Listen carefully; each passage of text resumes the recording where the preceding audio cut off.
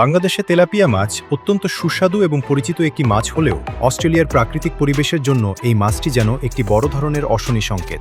অস্ট্রেলিয়ার কয়েকটি অঙ্গরাজ্যে তেলাপিয়া মাছ দেখামাত্রই তা ধরে মাটিতে পুঁতে ফেলার বিশেষ নির্দেশনা রয়েছে।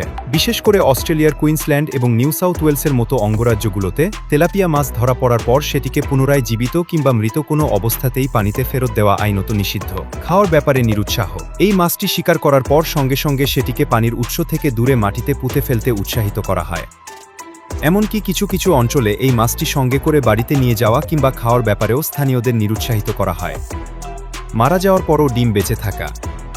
তেলাপিয়া মাছের জীবনশক্তি এতটাই অবিশ্বাস্য যে মাছটি মারা যাওয়ার পরও তার মুখের ভেতরের ডিম বা পোনাগুলো বেশ কিছু সময় পর্যন্ত জীবিত থাকতে পারে।